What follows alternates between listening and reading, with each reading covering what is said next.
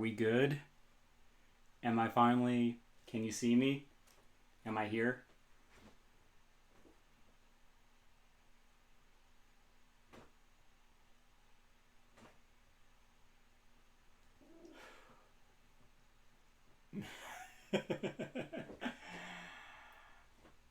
This is real. This is why I could never be a Shadowrunner. Nothing I do would ever go as planned.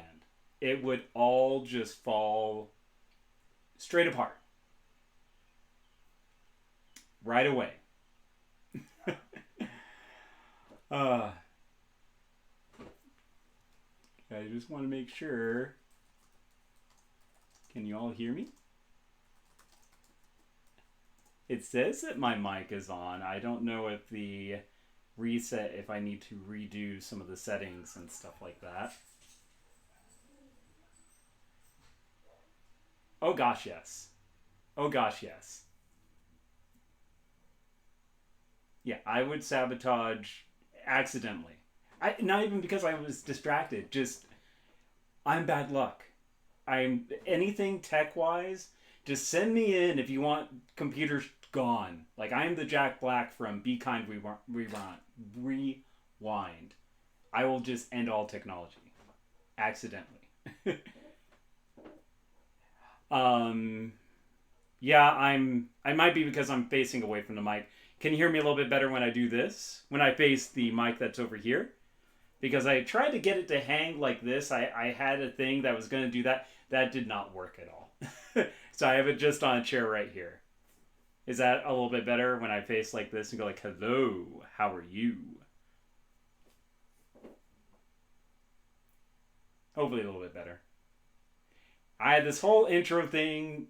Thank you. Good. All right. I had this whole intro thing showing off stuff like, oh, hey, by the way, I love Shadowrun. I got this. All the other Shadowrun books are at home, unfortunately. But yeah, this is not the best edition, unfortunately. I'm sorry.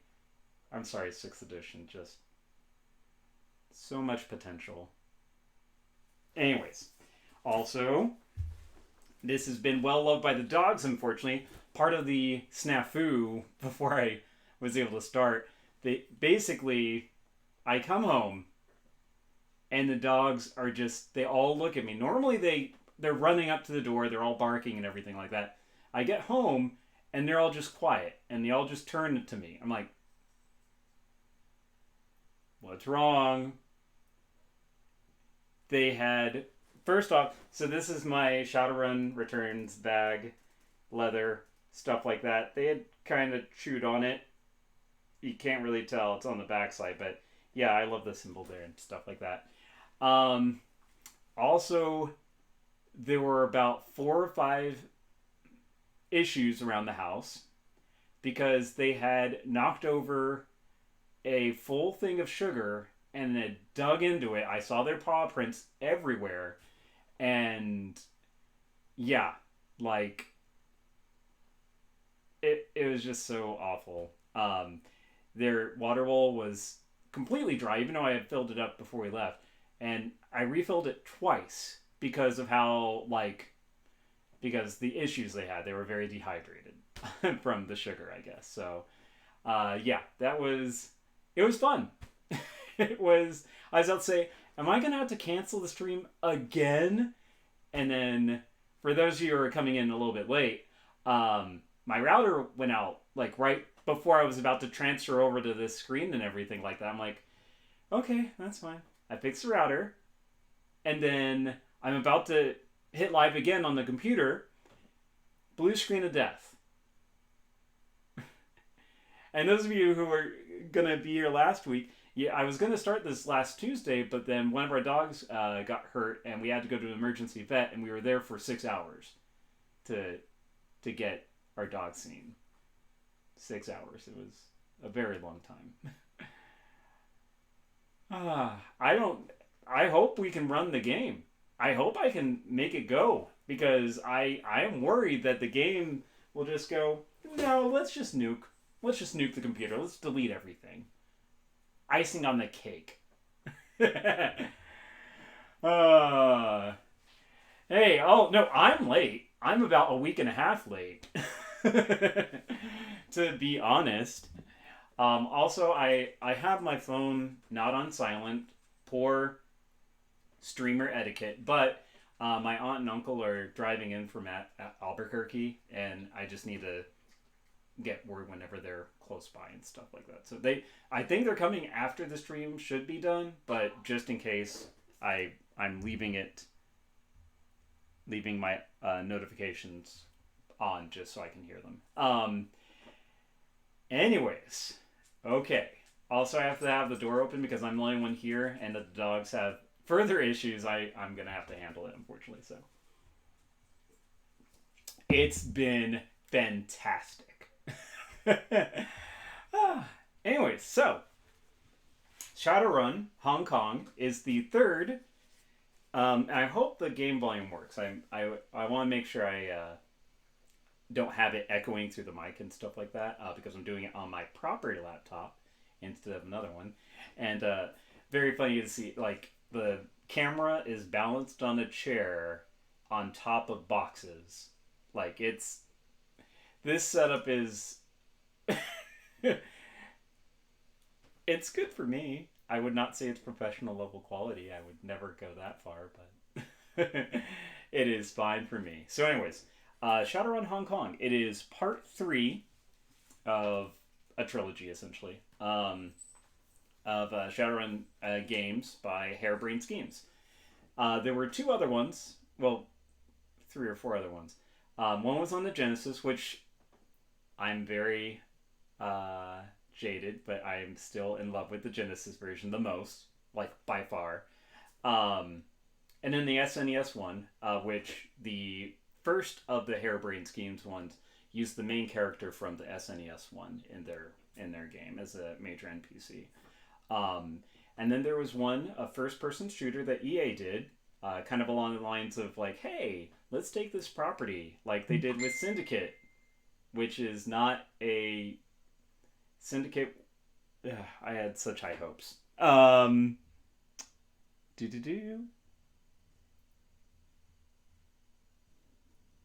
Okay. Thank you, Giget. I will do that after stream because I'm about to start the game. Thank you for very much. Got camera bounced on a tackle box and a cardboard box. Yeah, love it.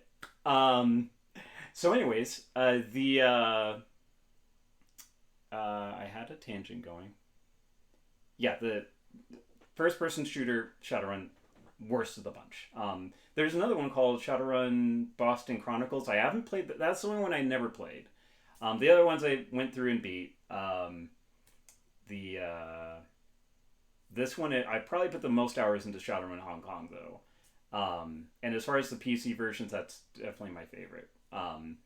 As far as, like, the mechanics and everything goes. Story-wise, Shadowrun Dragonfall, which is part 2, is my favorite. Shadowrun Returns is a good intro. It's a good starting point, but honestly, there's only the barest mention of any of the different games with any other game. So you can start anywhere, and it's fine. And this is coming from me, who has a OCD habit of needing to do things from start to finish. Like, I don't want to start Doctor Who until it's done, and I'm going to go back to the very, very first episodes from way back when, and I'll watch them all at that point, because I don't want to start right now. And I don't consider the first season with Eccleston, I think it was Eccleston, to be, like, a starting point for me. That's not a starting point. That's still halfway through, or not halfway, but you know what I mean. Anyways, game, Shadowrun Hong Kong. It plays a little bit like XCOM in that there is a cover mechanic that is almost mandatory to do unless you're kind of suicidal. So let's see if this will capture like it did last time when I was setting everything up in the beginning. And hopefully the volume should also be playing.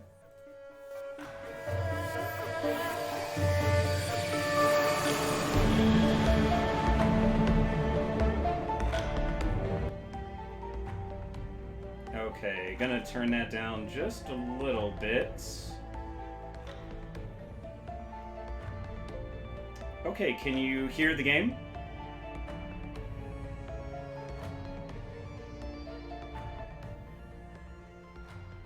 I do very much like the music. Okay, it does look like it's captured on the screen, so you should be able to see the game, see my cursor and everything like that. Okay, good. Also, makeshift. I'm using the Shadowrun as a mouse pad. You know, it's fine.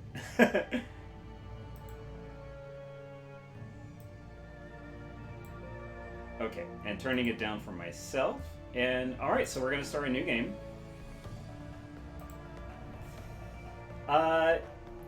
Yes, Geekit, I did. I did get your message. I just, I had started this and started running everything. I'll work on those, on the list of things I need to do after the stream. And after I do a full sweep and clean of the house, because, yeah, the dogs went crazy. So anyways, there's a new thing that I have actually not played, is the Shadows of Hong Kong bonus, which takes place after the base game. So I've never done that. So I am going to go all the way through, first Shadowrun Hong Kong, and then we'll take our character into bonus. So yeah, let's launch this campaign. I'll actually start this on...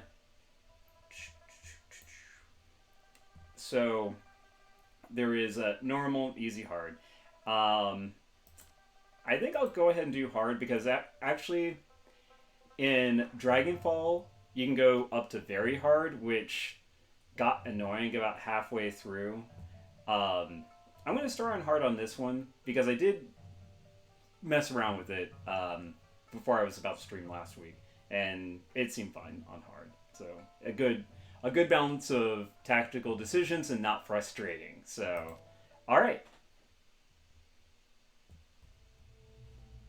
Oh, I was about to say, I thought there was the intro, but I think it starts with our character creation. So, I know this is what I want to do, is be a big old troll. Not in real life. I don't like trolling in real life, but just, I've played all the Shadowruns multiple times, but I was never a troll. So, I definitely want to do that. And I'm debating between being a physical adept or a mage. Just, something that you don't wholly expect, I guess. So here are the different classes, though. And honestly, you can mix and match them. You're not wholly locked into being, like, if I wanted to be a street samurai, which is basically a fighter, I could still do magic. I wouldn't be nearly as good as if I started off with magic and focused on it, but you could be a street samurai with magic. Totally not recommended, but you could. So street samurais are kind of the fighters of the group. They do a lot of cybernetics, get like claws or wired reflexes, or like they make their chest into armor, essentially. But yeah, they're definitely heavy into the cybernetic fashion of it. Mages are... Oh, hey, we look a little bit different. Hey, got a little cloak there. Hello. That little half cloak. Yeah, I could go custom. Yeah, I know. I do want to just do a little thing. I'll go over the archetypes and then go over my thoughts for why I want to be what I want to be. So mages, they do a lot of spells. Boom, blammy, heal, whatever. Deckers, oh, I like that. The shades. Getting ready to data jack. But yeah, you basically have the cyber deck. You use that to hack into different computers. You do your matrix runs, things like that. Shamans, I don't care for. I just do not like shamans. They a lot of people's favorite class is shaman because you get these totems that give you upgrades as you follow the path of your totem, like rat or cat or bat. I mean, I don't know. There's a ton of them. I haven't really looked into them, though. Riggers are essentially the drone controllers. Like, they're the ones who are the drivers, the getaway drivers, because they basically link themselves with the car. Like, Like I would say baby from Baby Driver. Oh man, he'd be a total rigger, totally. And then physical adepts are like ninjas, like basically, or not even necessarily ninjas, monks. They use their ki to enhance their abilities, but you can use weapons as well. It's just they're a little bit better if they use their fists, so to speak. So, be a decker. Sorry about the shamans. Dwarf rigger. So, again, I haven't done a troll though. I definitely want to be a troll. And the reason why I don't want to be a decker is you do get NPCs. And you do have like a kind of a street samurai guy. You have a decker. You have a shaman. And you have a rigger. Actually, I think you have a street samurai and a physical adept. The only one you really don't have is a mage, which is why I was thinking mage. But I don't know about spell casting because I just kind of, if I'm a troll, I want to run up. I mean, yeah, like, I don't know. If it's solo, it's definitely troll adept. No, I'm not gonna go solo. I definitely want Isabel because she's one of my favorite characters in it. I'll probably take Duncan as well, just because he's my bro. And then the other one I don't know, because yeah, we have our Ricker, we have the vampire samurai, and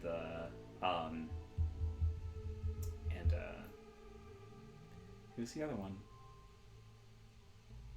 Oh yeah, the shaman. That's who I keep forgetting. Okay. So you know what though? Let's go none. Let's go none. And we'll just work it out as we go. So I don't want auto, I want to be able to customize all this, but let's choose a face. Let's choose a face that a mother and her brother would love. Some of them are quite similar. As you know, it's just different little like tattoo things or whatever. Ooh. I kind of like that. I also really like that and that one. Kind of liking that one.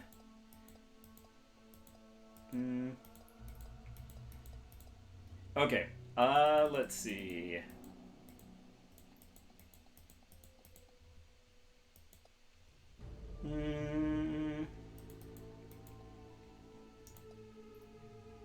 You know what? There we go.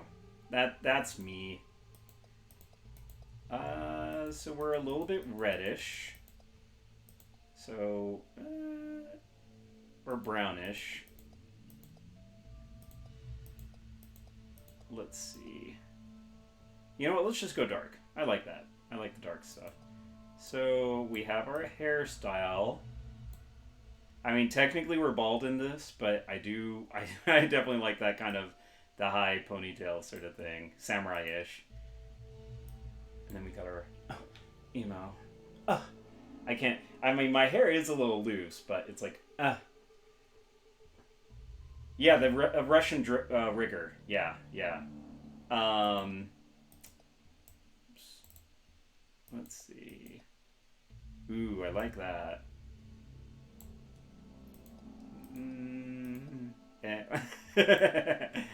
Oh, it reminds me of a little bit Klingon-y.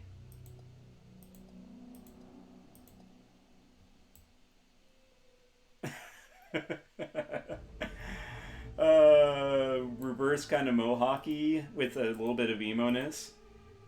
Oh yeah, there we go. And I love the pink highlight right there. That is amazing. Okay, alright. I think honestly, I think that, or what was the other one I was kind of liking?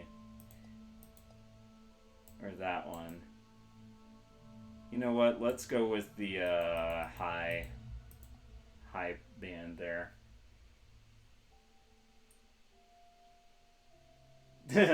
Yeah. The Viber Swoop. It still exists in 2060 something, I think. Alright, and then let's make our hair red. Because of the red bands. So kind of, at least a little bit. I don't like any of the beards, though. Like, just, I can go through them, but I just don't like any of them. Yeah, no beard. We can do the horns a little bit differently. Yeah, I don't remember a mage NPC in this one. I think, can we get no. I'm just trying to get it to where it does kind of match. There we go. I mean, it's a little bit different.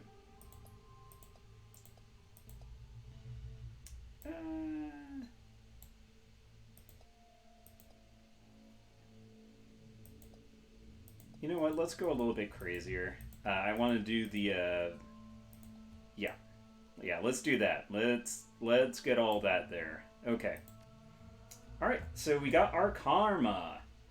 So, reverse mohawk, okay, flock of seagulls, yeah. Sorry, I'm just making sure. Okay. So we have 6 different characteristics. We have body, which affects your hit points. Very important to have at least 6, in my opinion, for any class that you do. Quickness affects your chance to hit in ranged combat. I'm not going to do anything in that. I'm just going to leave quickness as is at 1. So we are definitely not the fastest tool in the shed. Strength. If we're going to be fighting, we're using our fisticuffs. Definitely doing strength. Intelligence. The max we can go is 6, which is a little bit sad. No thank you. No thank you to this person. I'll probably do some sort of getting rid of that person anyways. And yeah, that's also what you use to like go decking. Since I'm a troll, I could never get to Fairlight Excaliburs, which are the best decks in this game. So yeah, can't do that. Willpower affects your spell casting, and if I wanted to do any of the martial artistry, any of those. Yeah, I'll goober bots. Charisma. So it mainly controls the shaman nonsense, which, like I said, not a huge fan. But I'm going to actually go into it because specifically in Shadowrun, the video games, they give you etiquettes, which whenever you are talking with certain people, if you have a certain type of etiquette, you get a little bit,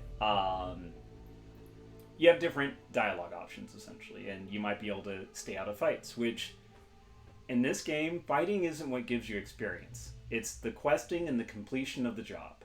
So, the more fights you can get out of, and meaning the fewer resources you need to spend for those fights, the better.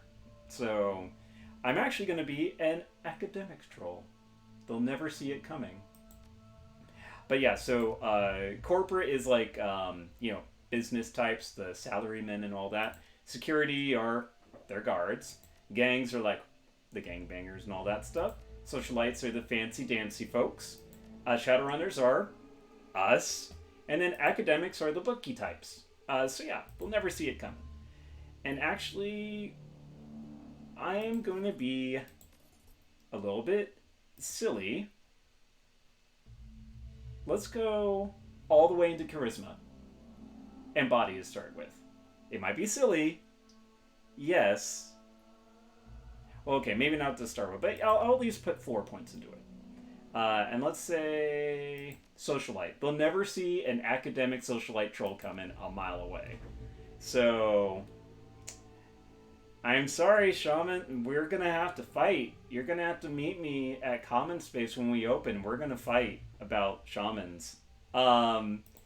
And then I do like to put just 2 points in intelligence to get a little bit into biotech, which now enemy HP is visible, and I give people a bonus if I use a medkit on them. So,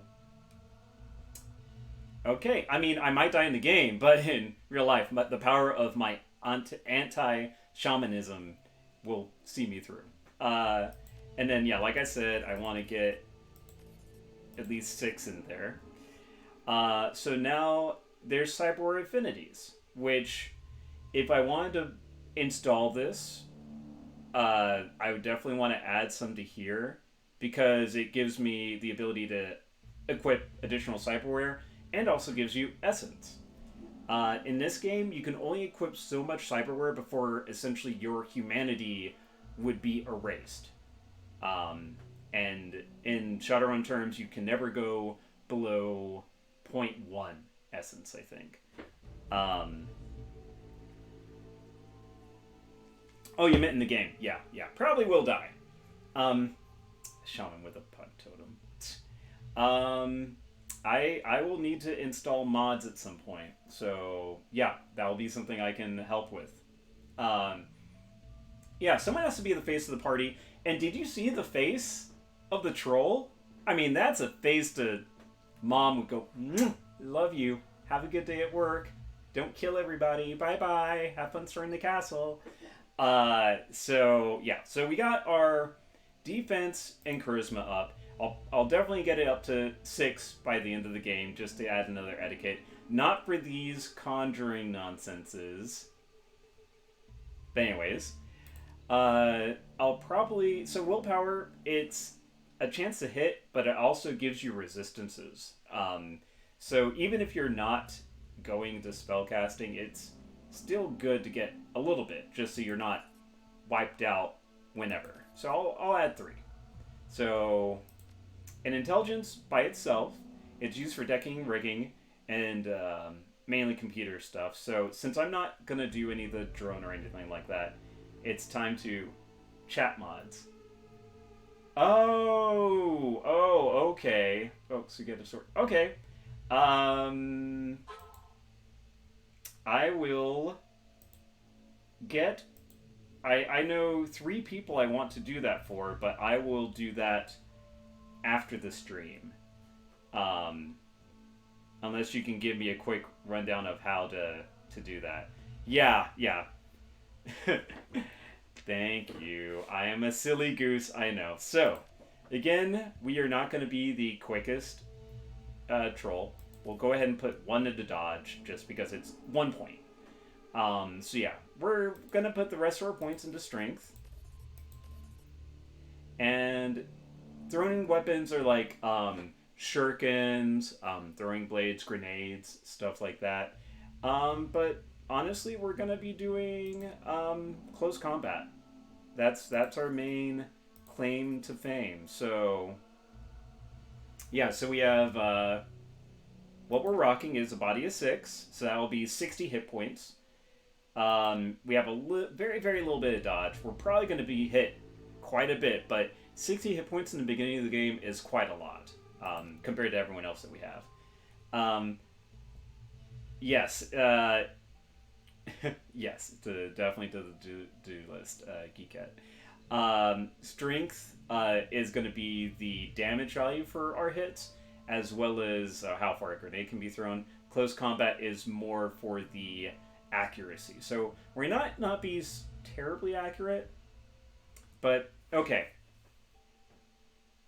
Yeah, grenades are helpful. Do you want to actually see a glass cannon troll, or do you think it, or do you want to see a little bit beefier? I just get excitable as to my options. Whatever, Jane.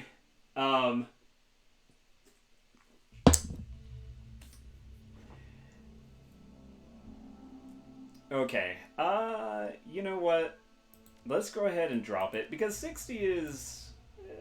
we should be fine. I'll go ahead and put it into here. And, Mage Troll, I mean...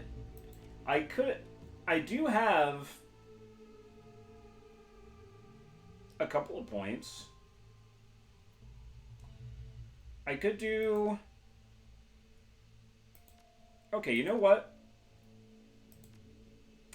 We're gonna do a little bit of silliness.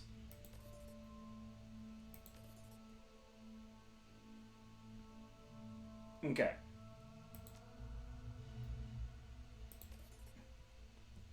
All right, so we'll go ahead and be a fighter mage troll. In Shadowrun, it's not advisable to multi-class essentially. Like everyone does their thing. You have a fighter, you have the face, you have the stealth specialist, whatever. Like you're the A team, which is great because everyone's really really good at what they do. But if one of those guys goes down, then you basically lost whatever their abilities are. But that's just the nature of Shadowrun. You have a job, you have your people that you take that are each good at their thing, and you see what happens. So we're doing basically the worst choices of anything we can do. And in this case, I think I am going to pump my body up to 5 because I am a little nervous at this point. I've never done anything like this in any of the games, so it's a first for me too.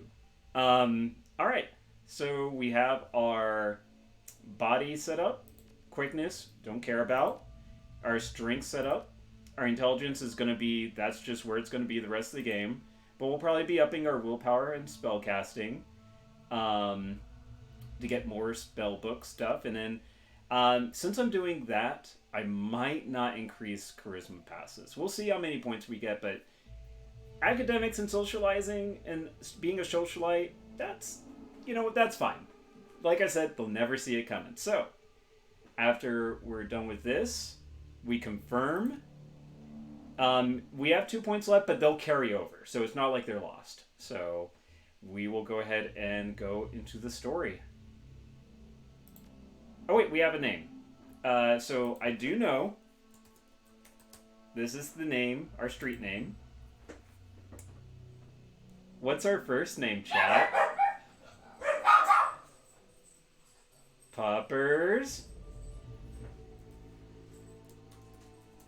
You get 211 karma points. You can I'm not going to calculate. I'm not that kind of player. I don't go like, okay, I need to do this at this point, this and this. I just roll with whatever it is. But not the book, not the book. Thank you. Thank you, Bosco. Okay, you can go. Thank you, Bosco. Oh my gosh, please just don't mess with the book.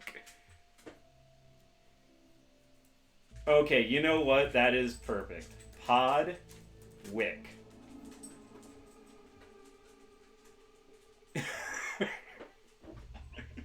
No, go back to lay down. So, one of the dogs that we have is actually named Pod Wick. So, that's going to be fun. It's all together. I think it's based on a Game of Thrones character. Jenna named him. So, yeah. All right. Pod Wick. I go by Slayne. Because Slayne's my name, and Slayne's the game. I don't know if I'm going to actually do voices. I was practicing voices last week. It just really hurt my throat, though, because I did customer service on the phones for 15, 16 years or more, and talking for like 10, 12 hours almost every day. It's, yeah, I just can't do voices very well, so I might do voices whenever my character talks, but I'm just going to do normal for everyone else, so sorry. And story.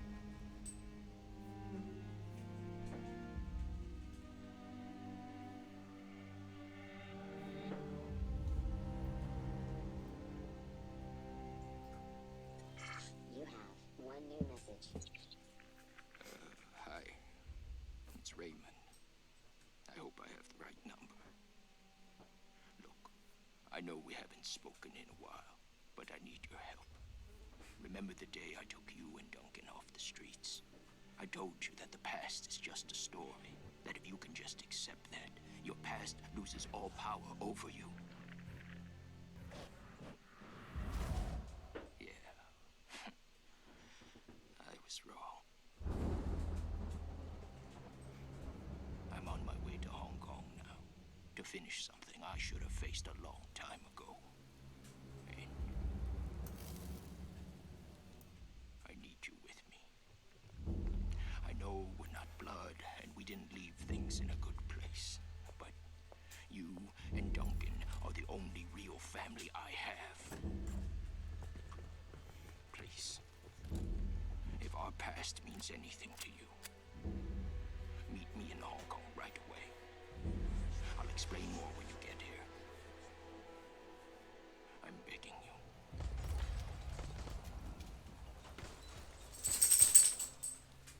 I'm almost out of time. You may be out of time already.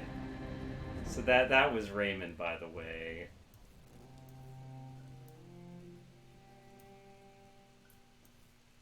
Now, this bit, does it not remind you the intro song of Max Payne 2? With the cello, or, the string part at least? That is the most haunting melody, in my opinion. The Max Payne 2 intro. And, Poets of the Fall, Last Goodbye. I think it's Last Goodbye. Anyways, I'll read this part. Raymond Black. The old man gave you a home once. Took you and Duncan off the gang-ridden streets of the Barrens. And those are Seattle's, slums, basically. Sheltered, educated, slapped sense into you both until you almost resemble productive members of society. And then you took off. Left it all behind. Landed behind bars for a time. Tried to start a new life after that. It's been 8 years since you've heard Raymond's voice. It's been, until out of the blue, you got this cryptic message of plea for help. Meet me in Hong Kong, right away. And wired to your account enough Nguyen to pay for the flight and then some. The descent is rough. A squall comes out of nowhere, sending a solid sheet of rain punching into the suborbital transport. With a ragged shudder, the plane finally skids to a halt at the edge of the Czech Lake tarmac. An hour and interminable number of emotionless security checkpoints later, you hail a water taxi to Victoria Harbor. Hong Kong looms ahead, pulsing with energy.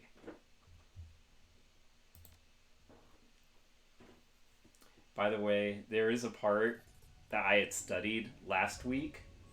I was so prepared to do this last week, and now I've forgotten everything I wanted to do. But anyways, you step from churning the water taxi to the ponderous rocking of the docks, your stomach lurching at the transition. As soon as you're clear, the captain nods once and steers the craft back into the harbor. The man never said a word, just handed you a worn brown duffel bag when you stepped on board filled with gear, some stiff new body armor, and a note, better safe than sorry. D. Vampire Hunter D? No, it's not. Above, smog-thick clouds hang low in the sky, reflecting the lights of the city in a nauseating swirl. The wind changes direction more than once, creating a heady stew of aromas. Diesel, sea salt, street food, and filth. It's all you can do to keep your in-flight meal where it belongs, in the belly. Two figures stand waiting in the dim light of the pier. The first is an orc, lean, with in-your-face muscles and a jaw made to break fists. Except mine. My fist was made to break jaws. The second is an elf, one hand resting casually against her hip. Raymond Black is nowhere to be seen. Well, don't you look like shit? Duncan Wu, the closest thing you have to a brother. You haven't seen the man in 8 years. Still as charming as ever. That's why I have the 4 charisma, buddy. He grins. Green's not really your color, Pod. Doesn't go with that nice new armor I got you. As you open your mouth to respond, something shifts alarmingly in your stomach, a liquid bubbling sensation. Now, if we did not have at least a body of 3, we couldn't choose this option. We'd have to choose one of these and basically puke our guts out, but we're tough. We tough it out. Don't know what you're talking about. Must be the harbor lights messing with you. Must be. Guess you still got some of your old fortitude at least. Considering how much ethanol we used to put down, I'd be surprised if you can handle a little chop. Anyway, we gotta find Raymond. Where's the old man? Never showed up. He's still got that same baritone rasp. Well, I'm sorry I can't do the rasp, but had it since he was 12. Wu developed early. Uh, where? We're no nonsense. We're no nonsense. We're straight to the point. No sense standing around then. Where's the meeting place? Not far, just on the other side of the pier here. The woman behind it, standing beside him, breaks in. We should get going, Duncan. Head back to the meeting point in case your dad shows up. Copy that, Sarge. They're wearing Lone Star body armor. Looks like Duncan Wu's gone private police. You his partner? Unfortunately, yes, although partner's not the right word for it, exactly. I like superior officer better. I let him carry my coffee for me, write my parking tickets, that kind of thing. The woman taps her chest with an armored finger. Carter! I figured I could use some backup. Didn't know what Ray'd gotten himself into, and I wasn't sure you were gonna show up. It's a tossed-off remark, but there's an undercurrent of resentment in it. Well, surprise. Here I am. Yeah, well, I wasn't so sure, you know? Hey, look, I'm glad you're here, Pod. Seriously, but I'm gonna need some time to get used to having you around again. Been a while since I heard from you, you know what I mean? Memories of sleepless nights and lockup flash by, wondering if you ever see Duncan or Raymond again. Wondering if you even wanted to. And then stepping out into the daylight, suddenly free, the fallout of some obscure corporate restructuring. A few $100 million worth of apology from your former jailers, and a decision to start a new life, to leave the past behind. All of it. Until now. Yeah, we'll talk about it later, okay? Wu stares at you, his goggles reflecting the harbor lights. Yeah. Okay. No one likes the Trog. Oh, they're gonna like me. I have 4 charisma. Come on. I'm basically the most charismatic troll in the world. He scans the waterfront, frowning. Let's just find Raymond. He was supposed to meet us in the plaza on the other side of this pier. The sooner we find him, the sooner you all can have a big, happy family reunion over dinner. And the sooner I can find a place to get a drink around here. Damn right. Ahead of you, Hong Kong rises serpent-like from the sea. Government and megacorp coiled together, writhing in their basket of institutionalized corruption. No one can tell where the snake's body ends and its tail begins. That's what Raymond used to say. Duncan turns and starts down the pier. Carter follows. And by leads, meaning they're going to follow me. So I like to zoom out a bit.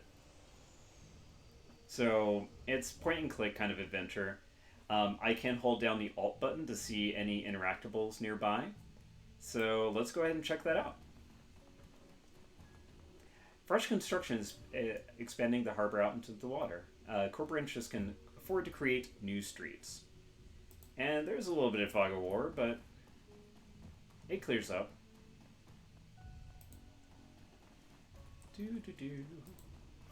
So we gotta go this way. And this is kind of story points. You can kind of see where the story points are based on the golden arrows and stuff. Blocked gate. The guard shack at the end of the pier is dark and empty. Duncan gives the gate a push, but it doesn't budge. Huh, well, that was open earlier. Duncan frowns. Looks pretty solid. Maybe if you bang your head against it hard enough, it'll open. Maybe. He squints into the guard check. Strange that no one's here, though, isn't it? Carter shrugs. Who knows? It's Hong Kong. Not exactly sure how things work around here. Come on, rookie. We can cut through the construction site. I hate it when you call me that. Alright, here we go back the other way.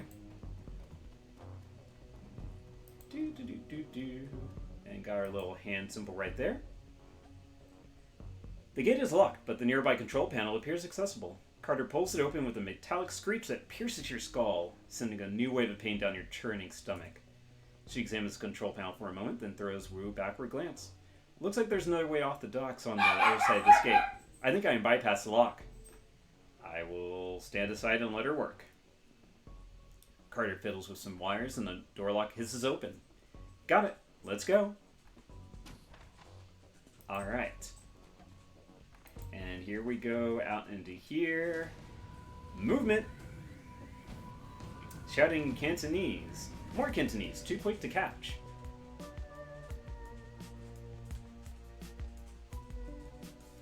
The group on the dock was fishing a package out of a speedboat when you surprised them. Now the package is at the bottom of the bay, and the speedboat is disappearing into the distance. They close on you, red-faced and yelling. The light of the harbor glints off their weapons as they approach. The leader shouts something in Cantonese, but it's too fast to make out. You're rusty. It's been years since Raymond's house and the language lesson that wouldn't end. The old man never spoke anything but his native language at home. Wu speaks with authority. His Cantonese is as solid as ever, and he never let it drop. I actually had practiced this line, and I was gonna say it in Cantonese, but yeah, again, I was so prepared last week. Anyways, you guys doing some late night fishing? Smuggler smiles. Oh yeah, we're fishing for assholes. Wu points at their weapons. You're gonna need some better bait. All you're gonna catch with that is trouble.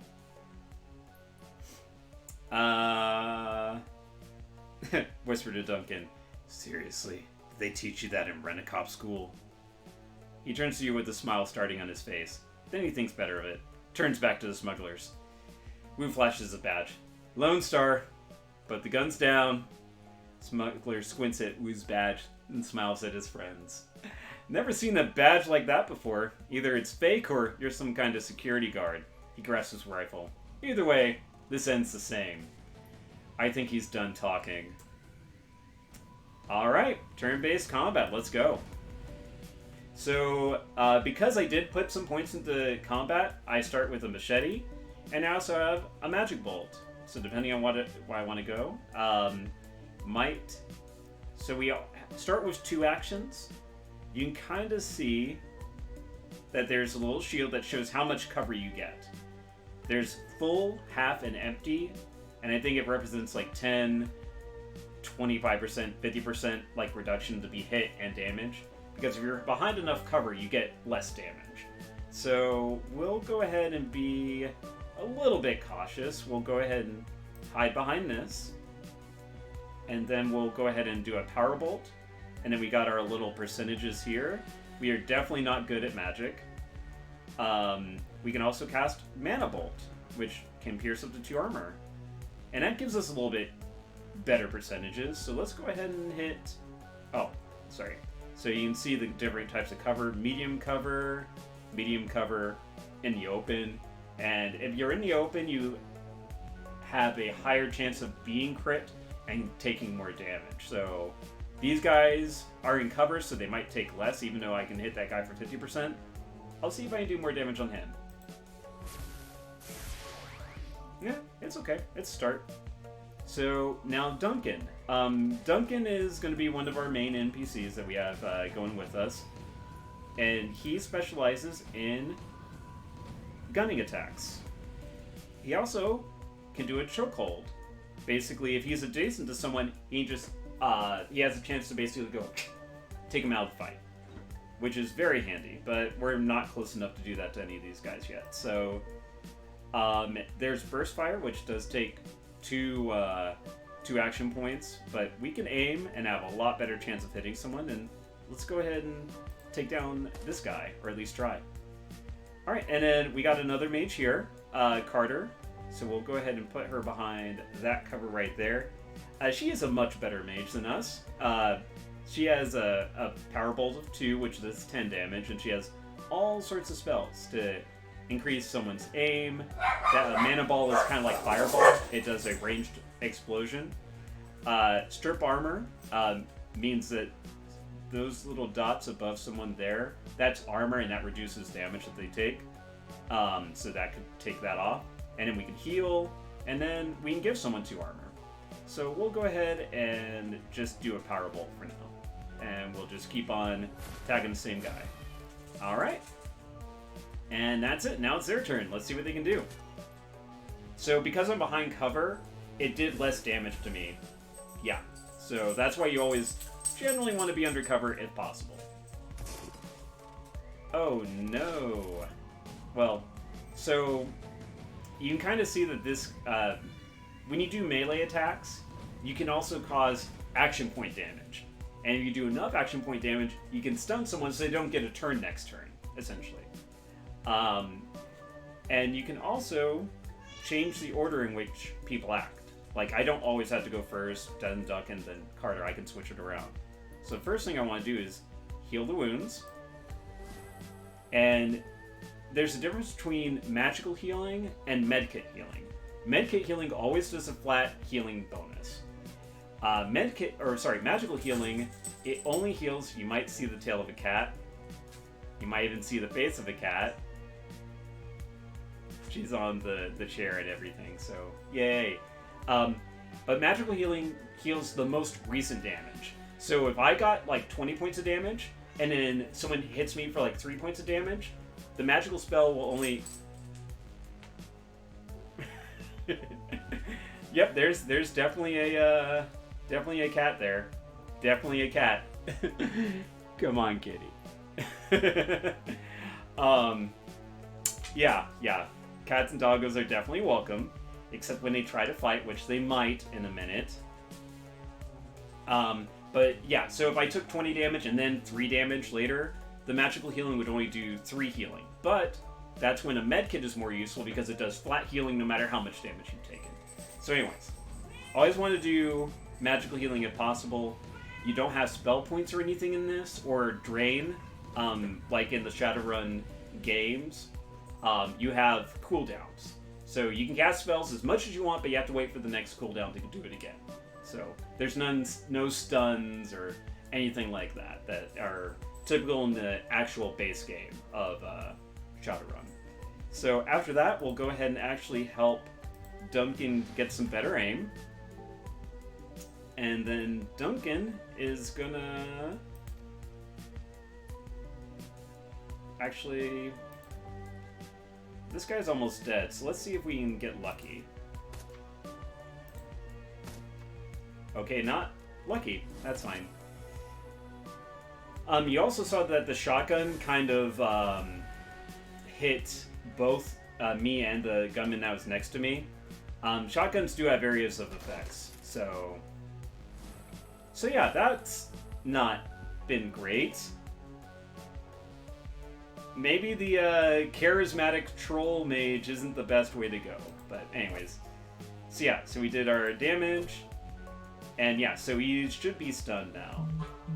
Alright, so we're gonna have... Yeah, it's gonna be a little bit of a mess, unfortunately. So we got him down. Okay, well, nothing there. That's still on cooldown, unfortunately, so I'll have to wait on that. But we're going to try to do some fireballing, and the number above the percentage is how many targets you're going to hit. So, and it tells you if there's any cover that might mess with the shot. So we'll go ahead and do this 58% right there. Sweet. And also when you're stunned, you don't get the advantages of cover, so... Oh no. So we'll wait to resurrect me in a minute, unfortunately. So we'll go ahead and try to pop this guy. Oh. Ah, that cover is really helping him out, but we'll go ahead and see if we can finish him off there. And then we're going to do another... Oh. Excuse me. We'll give him a little bit more aim there. Excuse me.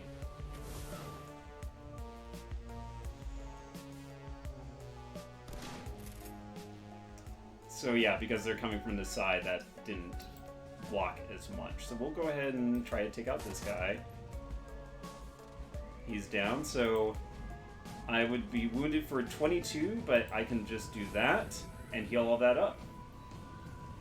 Yeah, Dwarf Mage, far more effective. Yeah, I kind of figured.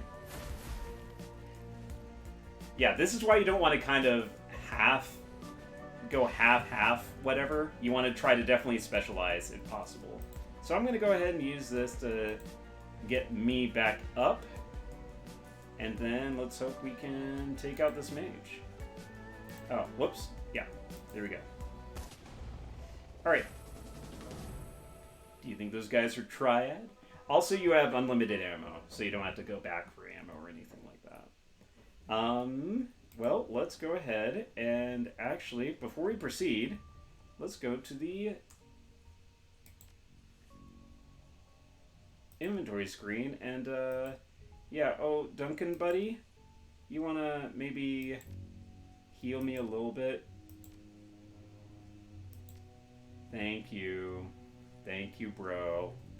Alright, so we can pick this up. Toko. Adds +1 to body, strength, and willpower. Every time the user is attacked, the strength increases. So yeah, we'll go ahead and do that. Yeah, I have not. I've never done a build like this, so I'm definitely interested to see how it goes. All right, another gate panel. This one's been vandalized and busted up good. A real nightmare of a repair job. Wu stares at the fence, considering. Loops and whirls of razor wire glitter in this lamplight. Looks edged with monofilament. Corporations here don't screw around. Guess we better find another way through. Duncan nods his agreement. Think you can get the gate open, Carter? She winks at him. What do you think? She eyeballs the job. It'll take me a few minutes, though. Browning, she leans in to get a closer look at the mangled fuse box. A few seconds later, she starts pulling wires and yanking fuses, a look of intense concentration on her face. She's competent. In Cantonese, Pod. He sounds like Raymond when he does that. What's with the lecture, Wu? His face is impassive. I could tell you couldn't follow everything those smugglers were shouting. You're rusty and that's dangerous. Only Cantonese from now on. Just like when we lived at Raymond's house. Those endless drills are about to pay off.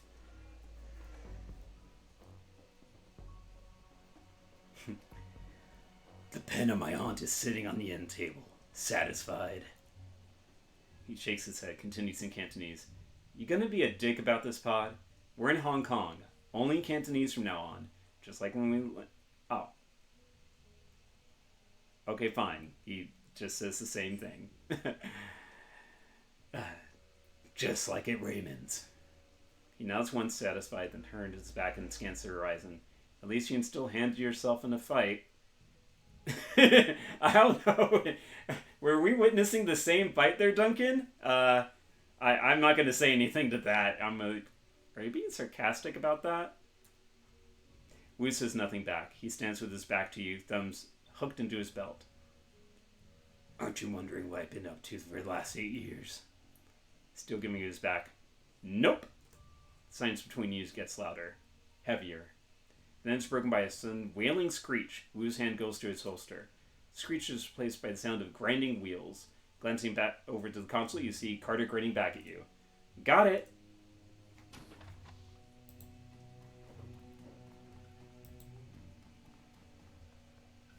The light from the nearby vendor stall stabs into your eyes, triggering a throbbing ache in the back of your skull.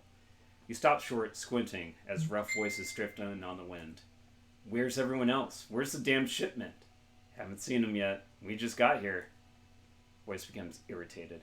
Longway's probably waiting for us so we can haul it out of the boat for him. That lazy bastard. Let's just hang out here. Let him find us.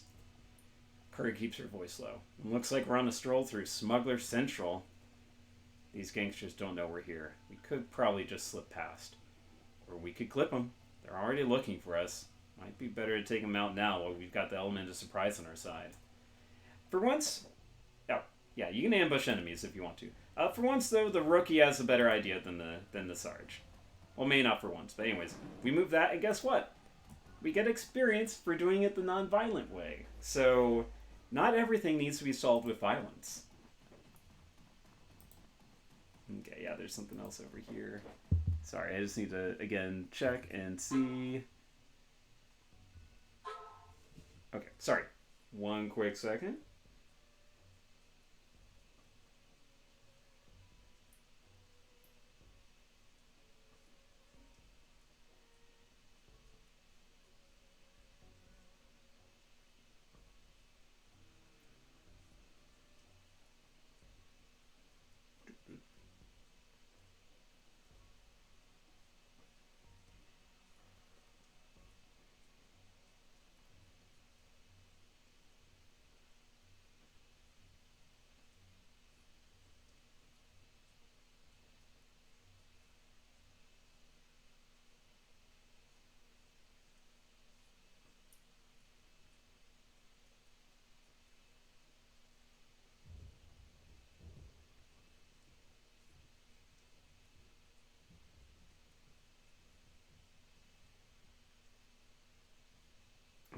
Okay, sorry about that. Yeah, so they just got into town, so yay.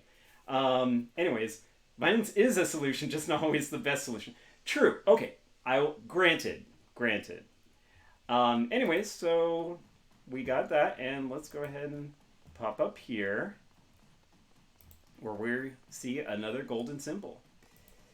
And we see a husky troll.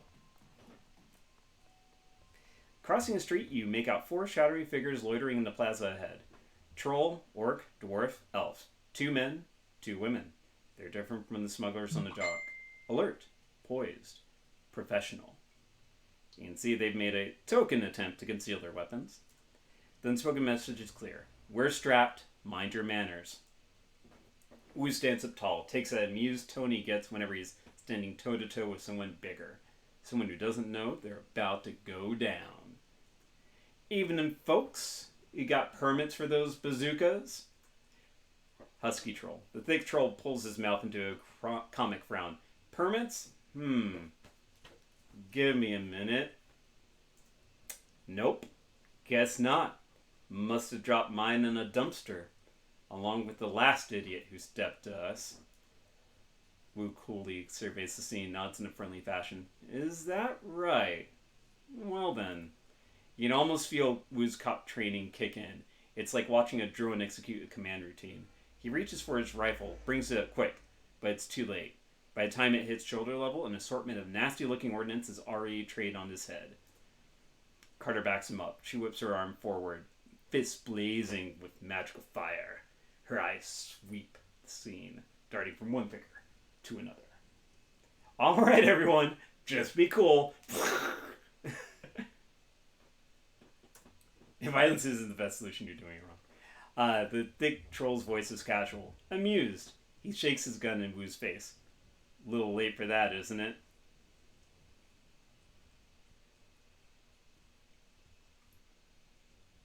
Yeah.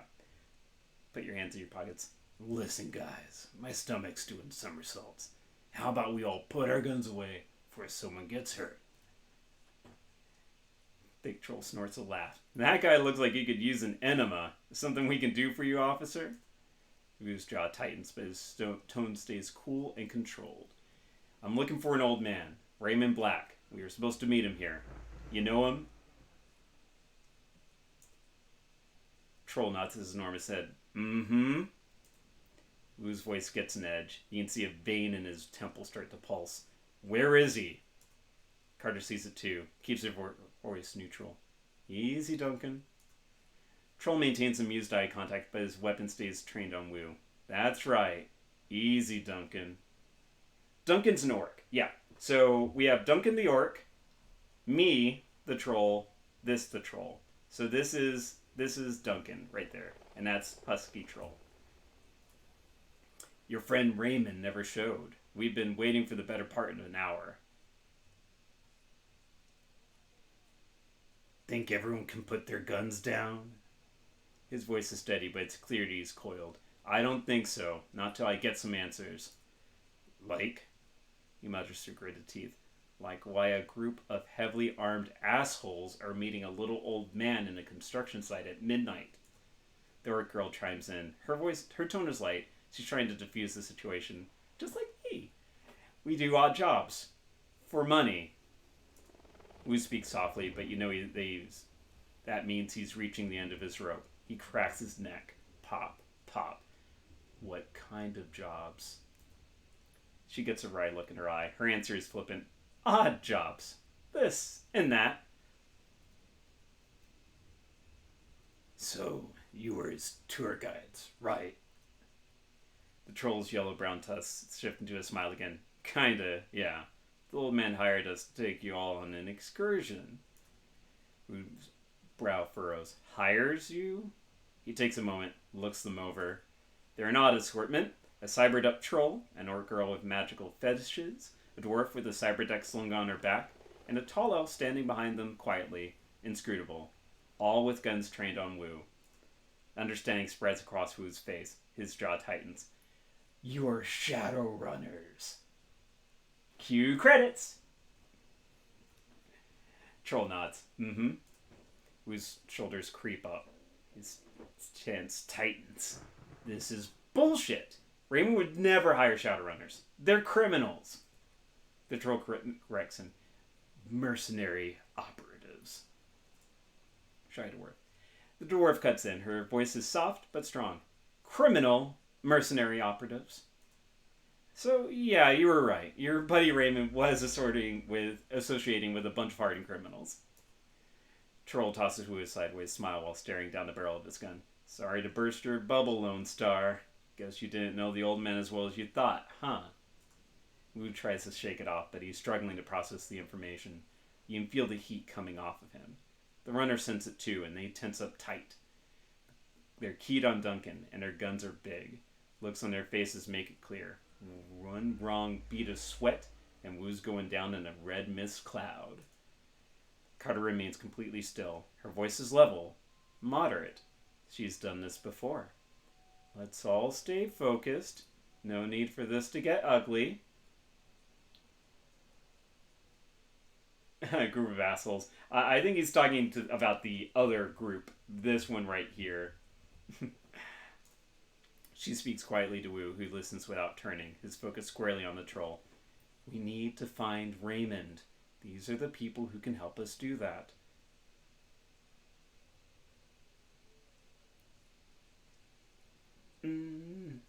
She's right. Let's focus on Raymond. You can tell the orc girl's had enough of the tension. She blurts it out. The old man wanted us to take him into Kowloon Walled City. She waves a hand at the three of you. You two! Two large rats clinging to her hip and shoulder poke their heads out of the folds of her clothing. They fix their beady eyes on you intently. You know the Walled City? Slum, right? I've heard of it. Girl sneers, rolling her eyes. It's a shithole. The worst slum in the Eastern Hemisphere. Memories of growing up in the Redmond Barrens flash through your mind. We get it. It's a real bad place. Now, why would a little old man pay you to take him there? The dwarf standing next to her nods and jumps in. Wouldn't say. He mumbled a lot, too. Just kept rambling on and on about how he had to get in. Under ordinary circumstances, I never would have accepted the gig. Walled City's the last place I want to go. The old man rolled up a truckload of Nuyen and you gotta eat, right? Wu risks a glance at you. His weapon remains trained on the Shadowrunners, but a flicker of uncertainty plays across his face. Interesting story. Seems like a good time to ramp down the threat of violence, don't you think? Troll fashions you a smile that's all tusk and no warmth. Okay, gang, I tell you what. He looks at his team and slowly starts to lower his weapon. We're all gonna put our guns down.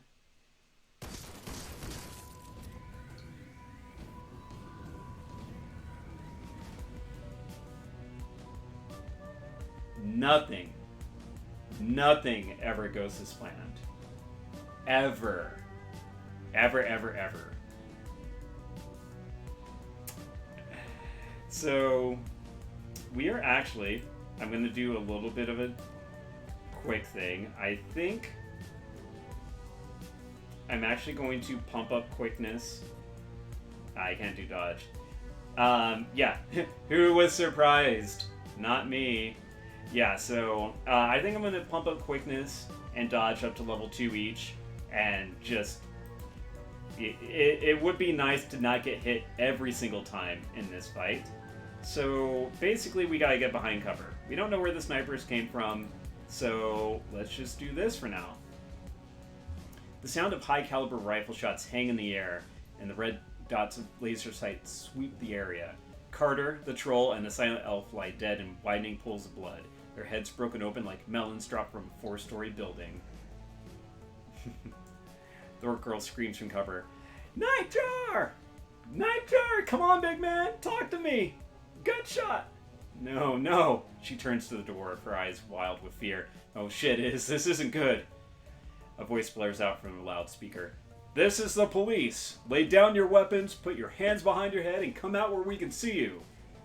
Duncan Wu, Pod Wick, come out where we can see you. You have 3 seconds to comply. Duncan crouches behind cover, his gaze locked on Carter's corpse. His voice comes out in a hoarse roar. Stand down, damn it! I'm law enforcement, Lone Star! Lone Star! Not from Spaceballs, though. He's driven deeper into cover by a hail of gunfire.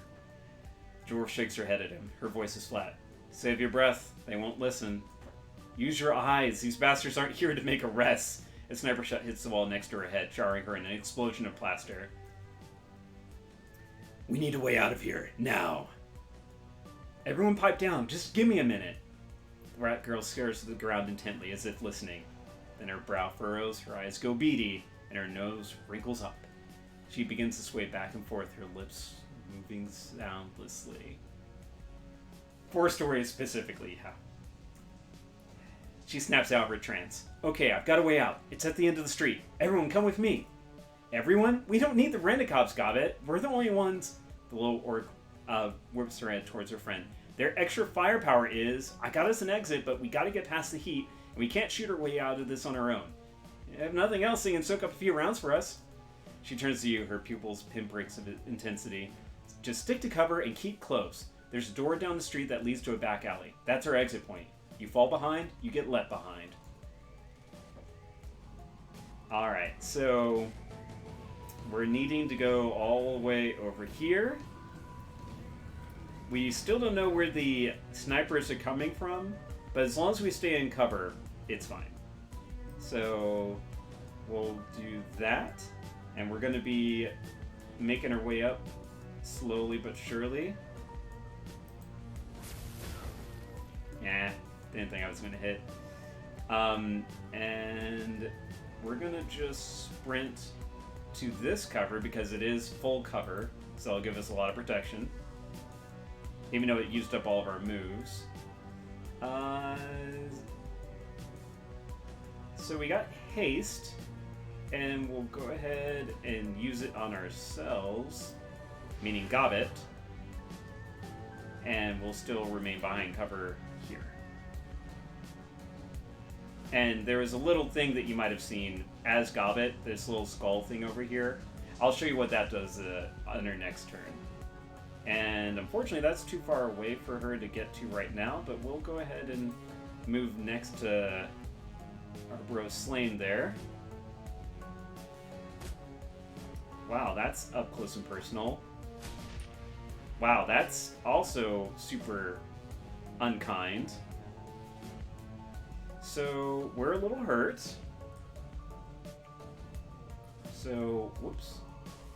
Yeah, I have to click them manually because technically they're not on our team yet. So we'll go ahead and heal us. Being greedy about it. We'll hit that. And I think I can summon that as well. Alright, so that's an extra NPC. Yeah, I did want to play on hard. Yeah, that is true. So we'll have our little spirit friend go behind the cover here and say hello to this grenadier. Hello, how are you? Oh, actually, we'll have him heal Shy Horse wounds too. And then... actually, let's see if we can hit him. There we go, armor broken. Great. So, since he's in close range to us... Yep, that's the kind of troll mage I am. Crit damage, and he's done. Alright. Let's go ahead and actually also see if we can hit this guy. Nope, no luck. Alright. So, Duncan, what can you do for me? And he's behind cover, so that didn't really work. And we'll go ahead and actually, before their turn, we're gonna get Izzy to deactivate the drones. Because further down the street, you might not have been able to see, there were these drones over here that would be attacking us as well. I cast Fist! That is true. Let's go ahead and see if we can go a pop right there. And another one bites the dust. So then we'll go ahead and hit the cover. Oh, I think, yeah, she's in the cover that we would have hopped in. So, yeah, we'll just move a little bit further that way. Even though there's a guy behind us coming up. Alright, we're gonna move up as far as we can. And as long as there's any shielding, that's fine. That we won't get hit by those snipers. Like, if I just stood out in the middle here, we get sniped. And just insta-dead, pretty much. If I'm remembering right. So, yeah, let's do some tactical advancements. Behind the trash can is better than nothing. Alright, and then let's go ahead and go up here and go squirt. And go squirt. Alright, and then let's get you right there.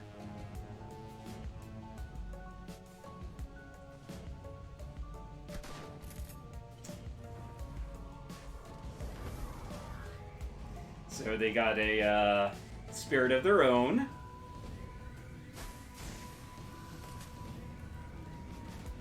Alright, well that's not fun. And I guess our spirit actually went away. So we'll go ahead and give, I think, Duncan a boost to accuracy. And I think we'll give Iz a boost to accuracy as well. Alright, and so let's get... unfortunately, we're going to need to have her move here. And, alright, let's try to pop the Conjurer off.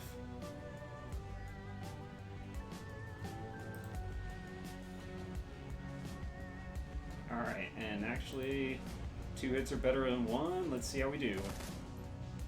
Nope. Alright, let's see if... Can we do it? Can we take him out? Oh god. Of course not. Because we're not that kind of mage. Oh, he actually died. Oh, he died from bleeding. That's what happened. Okay. So...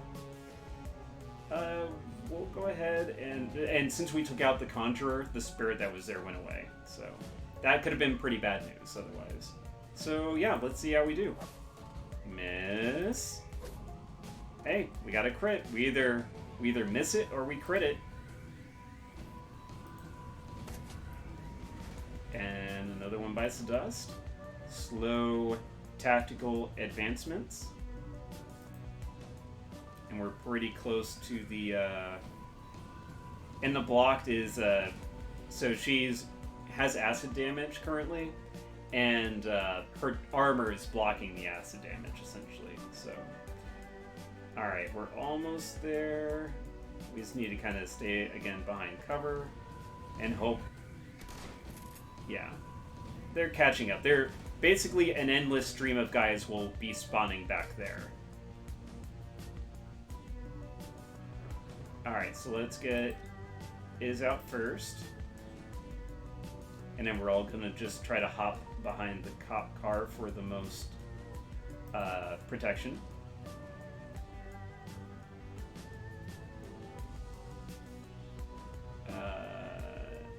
Yeah, we'll do that. And actually, I want to make sure that he gets out because the other ones, they can dodge. I cannot dodge very well. Yeah, and they can't really hit us very well. Well, the rifle can. The shotgun is a little bit too far away. Alright, Duncan is vamooshed. And then Gobbet, almost there. So just basically hunker down behind the phone booth, and then next turn we'll be out.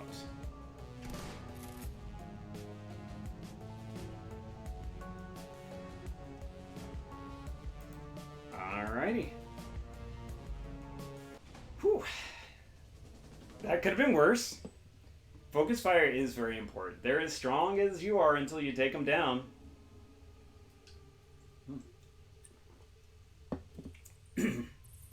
Oh, sorry, 1 second. Just need to reply back to them. I apologize.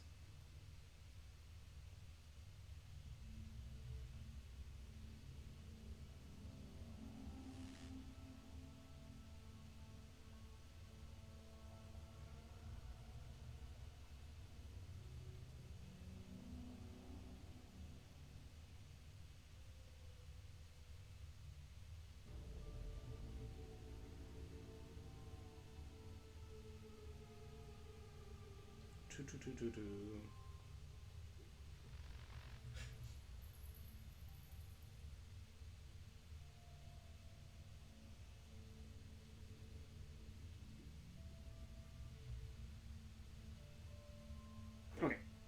I apologize about that. Just, yeah, I see them maybe 2 or 3 times a year, and this was the day they were coming into town. So, anyways, family.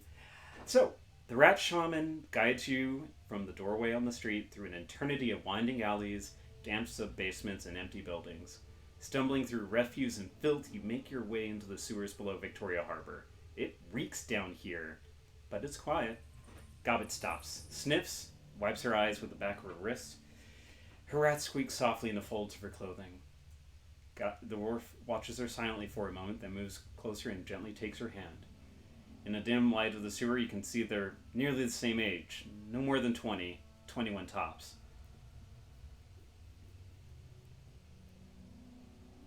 We gotta keep moving, get more distance from the cops. Gobbet looks the way you came. I think we've shaken them. Yeah, we're clear. Wu begins pacing, his boots splashing in the sewer water, creating echoes down the tunnel. You can feel the tension coming off him in waves. This is bullshit! I'm done messing around in alleys and sewers. I'm done running from cops! He pokes a thumb in his chest and spits his anger forth in a raspy growl. For fuck's sake, I'm a cop! We noticed. There's a Lone Star Sergeant dead back there, damn it. She was... Wu starts to choke up. He struggles against it, fighting to maintain control, but he needs a minute to recover. He finally manages to pull it together, but he's raw. When he speaks again, his voice is seething and hoarse. I don't know what the hell's going on with the Hong Kong cops, but I'm calling in some Lone Star backup from home. I'm going to get some of my own people down here. Then we're going to find Raymond and figure out what the hell's going on. The little Urk shrugs. Whatever you say, big guy. You have fun with that. She looks over at her friend. They both nod. Iz and I are out of here. Best of luck finding your friend.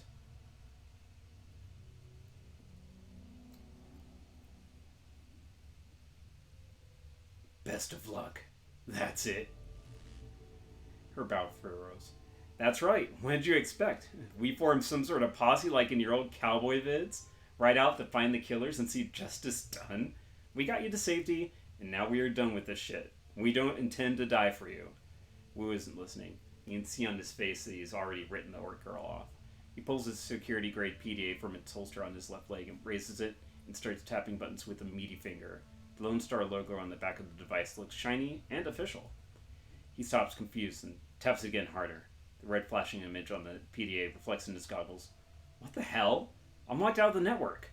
He looks up at you. My law enforcement status has been revoked.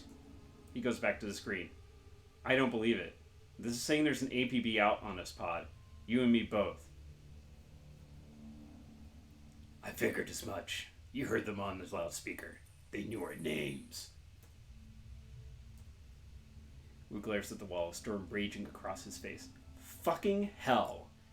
His hand clenches into a fist around his PDA. This just keeps getting worse.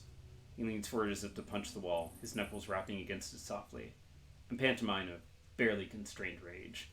Suddenly he turns and slings his PDA at the far wall. It hits hard, bounces back, and clatters to the ground at his feet. He looks down at it, spent. The orc's mouths to herself, eyebrows raised. And on that note, I think it's time for us to say goodbye. Come on, Isabel. She's cut off by a sudden smashing noise as her friend's boot comes crashing down the PDA at Wu's feet. Dwarf looks down at her work, unsatisfied, and brings her boot down again and again and again and again and again and again until there's nothing left but a snarl of plastic housing, broken glass, and circuit board. She looks up at Wu, her chest heaving, points at the pile of scraps she's created. Police issued. They can trace you through that. She turns to you, hand out. Yours too. It's on the network. Smash it yourself. We bury our own. You crush the PDA to shards under your foot while Isabel looks on blankly. Good. She looks over at Gobbet's eyes and reaches into her jacket pocket, pulling out 2 new PDAs. She hands them to you and Duncan. Burners. I suppose it's the least we could do after your help back there. Thanks. Now what? Now we get out of the sewer and head our separate ways, right, Isabel isn't listening. She's staring open-mouthed at her own PDA, its bluish glow illuminating her horrified expression. Gobbet, we gotta go. Right now. Isabel's voice is monotone but emphatic. She holds up her PDA to show her friend. They're after us, too. Her screen displays the local newscast. Your own face stares back at you from the upper left corner of the screen. And in breaking news, just under an hour ago, Hong Kong port authorities are involved in a firefight with members of the terrorist cell linked to the mainland city-state of Henan. The battle left 3 terrorists dead, along with an unconfirmed number of Hong Kong police officers. Your image winks out, replaced by a scowling image of Duncan Wu, a mugshot from a long time before Raymond. Our sources report that Seattle natives Duncan Wu and Pod Wick, along with their Hong Kong-based accomplices, are still at large. They're well-armed and should be considered extremely dangerous. Low-res photographs of Gobbet and Isabel pop up on screen, replacing Duncan Wu. The collar drains out of Gobbet's face. Oh, shit. Kowloon officials report that the Sarah Cell, known as the White Star, maintains ties to the state of Henan, and it's purported to be receiving weapons and funding from anti-corporate groups in the UCAS city-state of Seattle. Port authorities are standing on high alert, and the Hong Kong Police Force's Special Duties Unit has been engaged to deal with the threat. We go live now to Chief Inspector Crate of the Special Duties Unit, who will be making a statement. Behind the newscaster, a video window displays the location of your firefight in Victoria Harbor. Excuse me. The camera pans to Chief Inspector Crate. She's surrounded by a swarm of news reporters, but appears unfazed by the attention. She speaks with supreme confidence. We have yet to I'm kidding. We have yet to ascertain the motive for tonight's attack, but it's clearly a well-planned and coordinated effort. Crate sounds smooth, more like a corporate mouthpiece than a cop. We have already issued an all-points bulletin along with a kill or capture order for the 4 remaining terrorists. I have instructed the Special Duties Unit to make this manhunt their top priority. She looks directly into the camera. If you just see one or more of these individuals, do not attempt to engage them. Instead, tap in an HKPS flash code at the bottom of your screen. If you are an authorized network and take a picture, our system will automatically identify them in your data stream. The Decker switches off the newscast and clips her PDA back onto her belt. For a moment, there's no sound but the roar of sewer water rushing through the pipes. Gobbet bends over, hands on her knees, sucking wind. Her rats scurry for a new position. I thought we were fucked before, his voice is eerily calm, but now we are well and truly fucked. We'll deal with it, Duncan. We always do. Wu's mouth tightens. Not this time, Pod. He begins stalking back and forth, a panther in a cage. They've labeled us terrorists, and there's an APB out on us. I've heard this kind of announcement before. I know what comes with it. Doesn't matter if we have nothing to do with that whatever city-state. They're gonna hunt us down. It's open season. Isabel nudges the remain of Wu's PDA with her booted toe. And the 2 of us will be hunted down right alongside you. Gobbet wide-eyes the exit, tight as a spring. You can hear Shallow panting as she leans towards one, then the other. We gotta go deep. Hit the mainland for a while until we can figure this out. Find a hole to crawl into. Gobbet looks at Isabel, wipes her mouth, and points at you and Duncan. We gotta get them off the grid, too. Way off. Much surprise, such drama. Seems like he ain't Lone Star anymore. Nope, he's group starred. The dwarf looks up at Duncan, her large eyes narrow. Hey, Lone Star, you got a security license, right? Means you got a sin, too. Wu's brow furrows. Of course I have a sin. I wouldn't be able to get paid otherwise. Only criminals and lowlifes go sinless. So that's social identification number. Basically, if you're on the grid, if you work for anything, that's just how they give you anything, like pay you or track you down, whatever. She runs her hands along her tired separate dick, thinking, I mean, you can both be traced. Both of you. Whoops, sorry. You get spotted by a drone or security camera, get ID'd by a retinal scanner, or try to use your cred stick or passport, and HKPF will know just where to find you. Wu crosses his arms across his chest. I know how a system identification number works, runner. Ah, dang it. I didn't take Shadowrunner etiquette. Oh well. Leave her alone, Duncan. We're all in this together. Gobbet pulls at her dreadlocks. We're just as screwed as you are. Me and Iz were listed as your accomplices. and we can't afford for you to get caught. You'll lead them to us one way or another. DNA samples, things we told you, astral residue, I don't know, cop stuff. The little Decker looks from you to Wu, eyes narrowed, sizing you up. You can see her making a silent decision before she speaks. Her voice is flat, resigned. We need to get your sins burned. Delete you from the record books. All of them. All of them? Whoa, wait a minute. You want us to just erase our identities? Beyond the fact that it's insane. Will that even work? If we burn our sins, go off the grid like that, won't they just redouble their efforts to find us? Condescension sweeps its way into Isabel's dry tone. Imagine playing a game of hide and seek with a siren strapped to your head.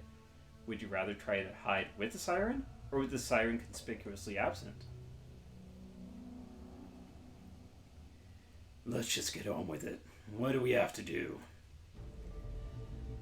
Gobbet's voice drops. We gotta ask for help. There's only one person we know who has the kind of pull it takes to burn us in and hide us from the cops. Kindly Chang. Let me guess. This Kindly Chang is some sort of underworld hardass. Like a walnut. She's known as a straw sandal, kind of a middle manager for Yellow Lotus Syndicate. They're triad. Kindly Chang controls all the illegal activity in our neighborhood. Smuggling, bootlegging, counterfeiting. Sounds like my kind of scum. Shane's in Sirius's death. This is no joke. Kindly Chang controls a good-sized portion of Kowloon's underworld. She has soldiers, resources, she's smart, and she is not to be underestimated. Isabel's voice is hollow and flat. Taking favors from a woman like Kindly Chang is a good way to get yourself into indentured servitude. You don't want to owe favors to a woman like that. Her eyes get big, round. Ideally, you don't want to deal with her at all. That was Nightjar's job. Nightjar's job? You mean you work with her?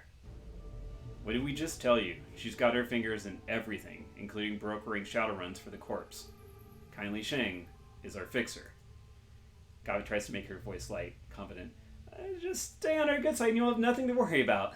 Now let's get this done before one of you trips the APB and brings all hell down upon us. Alright, and here we go. I don't think there's anything in the sewer. No, okay. It's like a rite of passage getting your sin burned. Oh yeah.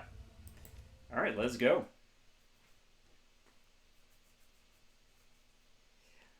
You scramble up a ladder through an accessway where the sewer system spits you out into the Hong Kong mass transit railway system. The meter! Crossing the rails, you climb up onto the platform and into the station. Above you is Hoi, where the rat shaman and the little Decker plan to plead your case to Kindly Chang, the one woman they know who can get you underground and off the grid fast. But there'll be a price. Chang is a triad boss whose favors tend to come with strings attached. Sounds of a waterfront at night leak down from the stairway to the surface. Peering up the steps, you catch a glimpse of the night sky, overcast and low.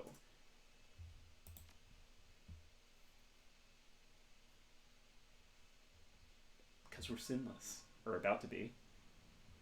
The sewers deposit you into a series of mechanical accessways that eventually leak... Pop-pop? Sorry, 1 second. Alright, sewers deposit you into a series of mechanical accessways that eventually lead to a system of railway tunnels. Gabbett leads you through 5 or 6 magnetically sealed doors and across several sets of electrified tracks until she's indicated you've reached your destination. She holds up her hand, indicating the surrounding platform. This is the MTR station for Hoi. Once you go up those stairs, you'll be in... our neighborhood. Kindly Chang runs her operation out of a mahjong parlor there called the Swift Winds. Wu rips off his goggles. There's an APB out on us. How do you expect us to get to the Swift Winds place without taking a bullet? Hoi is well known as a protected area. Kindly Chang sees to that. It's a shadow community. Smugglers, hijackers, black marketeers, you get the idea. Constant would give the place a wide berth. Isabel gives a shallow nod. Her gaze remains planted on the floor. Boop. Police cameras don't last long here. Between the smog and the cloud cover, you shouldn't have to worry about drone surveillance either. The HKPF won't find you. Not if you follow our lead. Gabbett winds her stance, puts her hands on her hips. Now here's how this is gonna work. You can't get an audience with Chang until we secure you an invitation, so me and Iz are go ahead and pay our respects. Then we request that she see you. Politely. An invitation? How do we get that? The rat shaman smirks. We'll kiss her ass until it shines. Ezreal sighs. That's about the size of it. Gabe holds her up her hand. One more thing. Kylie Cheng is a dangerous woman. She may seem friendly, but don't let your guard drop. And whatever you do, do not disrespect her. Got it. She drops her hand, nods to the three of you. That's it. We'll go ahead and smooth the way. Just give us a few minutes head start, and don't talk to anyone. Let's see. Who's gonna get everyone killed here? Yep, pretty much. I mean, whoops, spoilers. Hey, what's up, guys? If this place is protected, why shouldn't we talk to anybody? I said the place was protected, not you're protected. She says as she rolls her eyes and lets out a little grunt. Isabel fills with her deck. No one knows you're here. No one knows you here. And outsiders aren't welcome in Hoy.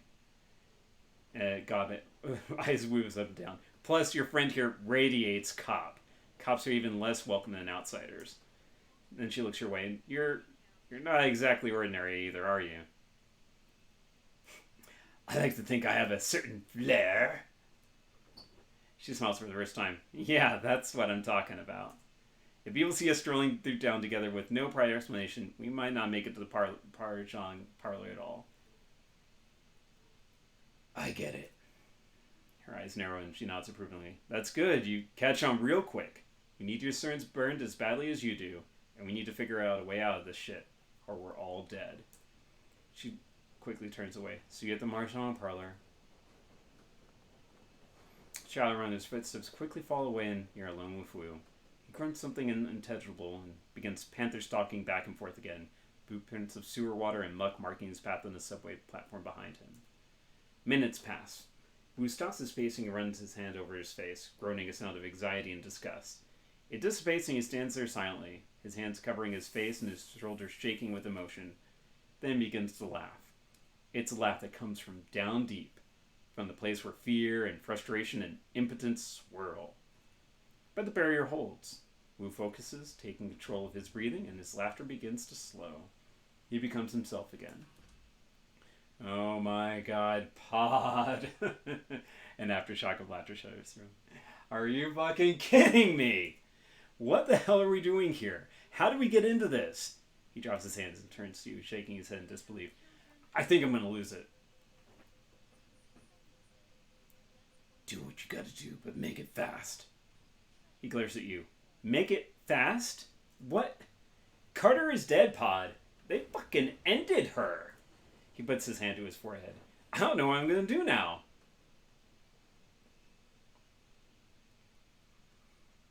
What are you talking about? You crawled out of worse places before you met her. He allows his head to loll to the side, whispers, Maybe, but that was a long time ago. And I had Raymond then. Seems like you've grown a lot since then. You still need Raymond? That triggers him. Of course I still need Raymond, Pod. He's my father, don't you get it? Did you ever get it? Look at what he did for me. Did for us. Think of everything he taught us. You want me to forget that? I never said you should forget about your father, Duncan. He starts an angry retort. Stops himself, mouth open. His head rolls back on his neck and he speaks to the ceiling, exasperated. Maybe I should. Maybe I should forget it all. Raymond, the house, the academy, Carter. Might as well throw them all down the memory hole. You know why? Because we're gonna burn our sins, Pod. Jesus Christ. You know what that means? The moment we do that, we are dead. To all the world, we're dead. We're wiped clean. He counts it off in his fingers. Raymond, the house we grew up in, my career, Carter, all gone. No home, no money, no identity, nothing. He waves his hand and brushes it all away. We will be nobody.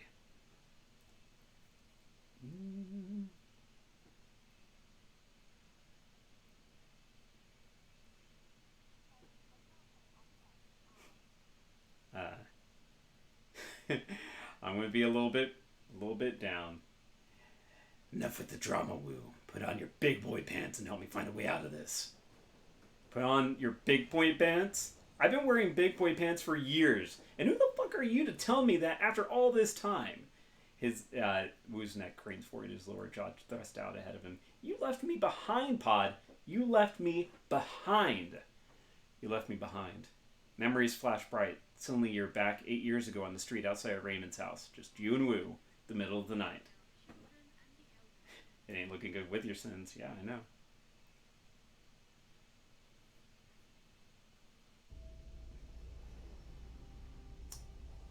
Young Duncan. You can't just leave like this, Pod. What am I going to say to Raymond? You know how he is. Yeah, I know how he is. Inflexible. Exactly. We're breaking one of his rules just being outside the house after curfew. What's so important that you have to run out now in the middle of the night without even telling Raymond why? He's distraught. You can see it on his face, hear it in his voice. He used to be lost without you. You know what? Hey, chat, which one do you want me to go? Kind of determines our backstory here. Yeah, the time behind bars was easy on me, obviously. Just say 1, 2, 3, 4, or 5.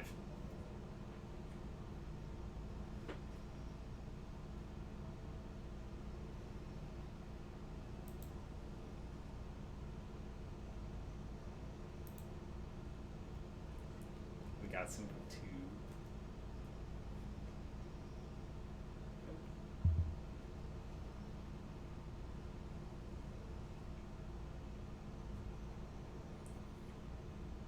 Two and 4. 4. Didn't read.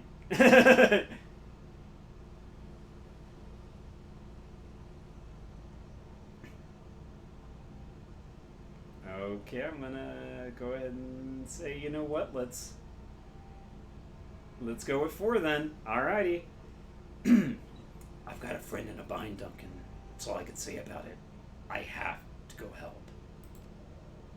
His eyes widen. I thought I knew all your friends. I don't like this spot. It sounds like the kind of shit we said we'd leave behind. Look, whatever's going on, I can tell you one thing. Raymond will not approve.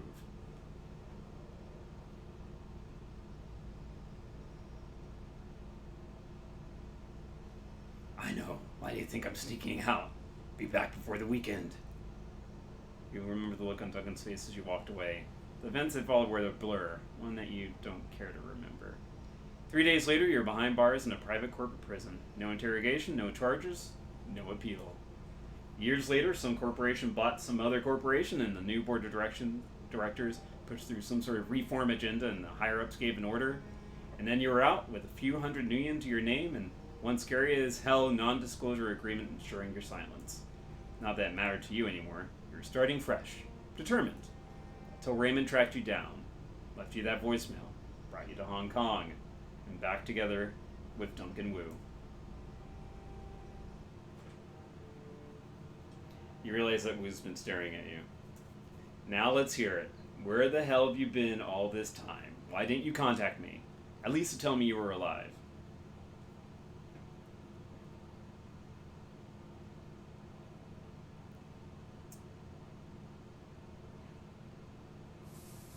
It's not my fault, alright?